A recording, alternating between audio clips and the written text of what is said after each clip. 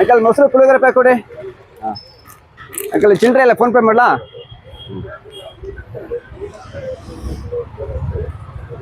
ನೋಡಿ phone pay ಮಾಡಿದೆ, ಚಿಲ್ಲರೆ ಇಲ್ಲ. ತುಂಬ ಜನ ಇವಾಗ ಇನ್ಸ್ಟಾಗ್ರಾಮು ಫೇಸ್ಬುಕ್ಕು ಎಲ್ಲ ಕಡೆ ಈಗ ಫೋನ್ ಪೇ ಮಾಡಿದ್ರೆ ಗೂಗಲ್ ಪೇ ಮಾಡಿದ್ರೆ ಚಾರ್ಜು ಅಂತೇಳಿ ಭಯಗೊಂಡ್ಬಿಟ್ಟಿದ್ದಾರೆ.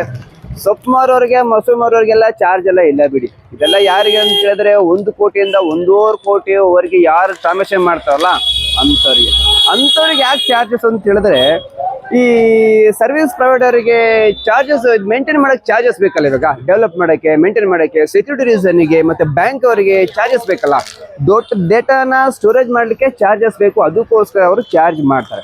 ಸಣ್ಣ ಪುಟ್ಟದವರಿಗೆಲ್ಲ ಇಲ್ಲ ಬಿಡಿ, ಚಾಕ್ಲೇಟ್ ತಗೋಬೇಕು, ಟ್ಯಾಬ್ಲೆಟ್ ತಗೋಬೇಕು, ಮತ್ತು ಇಲ್ಲಿ ಚಕ್ಲಿ ತಗೋಬೇಕು, ಆಲೂಗಡ್ಡೆ ತಗೋಬೇಕು, ಅಂಥವ್ರಿಗೆಲ್ಲ ಚಾರ್ಜ್ ಮಾಡಲ್ಲ. ಇದು ದೊಡ್ಡವರಿಗೆ ಮಾತ್ರ.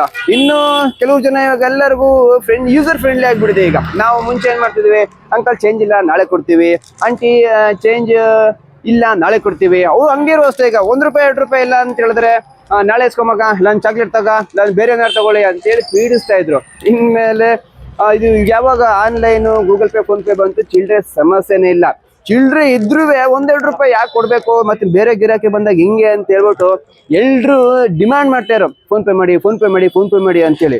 ಇನ್ನು ಕೆಲವರು ಏನು ಗೂಗಲ್ ಪೇ ಫೋನ್ ಪೇ ಮಾಡ್ತಿಲ್ಲ, ಬೇಡ ಅಕೌಂಟ್ ಪ್ರಾಬ್ಲಮ್ ಆಗುತ್ತೆ ಅಂತೇಳಿ ಕ್ಯಾಶ್ ಇಸ್ಕೊತಾ ಇದ್ರು. ಇನ್ಮೇಲೆ ಆತ ತೊಂದರೆ ಮಾಡ್ಕೋಬೇಡಿ. ಯಾವಾಗ ಅಂತ ಹೇಳಿದ್ರೆ 1 ಕೋಟಿ 1.5 ಕೋಟಿ ಯಾರು ಟ್ರಾನ್ಸಾಕ್ಷನ್ಸ್ ಮಾಡ್ತಾ ಇದ್ದಾರೆ ಅವ್ರಿಗೆ ನಾವು ₹2,000 ಮೇಲೆ, ₹2,000 ಒಳಗಡೆ ನಾವು ಅವ್ರಿಗೆ ನಾವು ಇದು ಮಾಡಿದ್ರೆ ಏನು ಚಾರ್ಜಸ್ ಏನು ಆಗಲ್ಲ.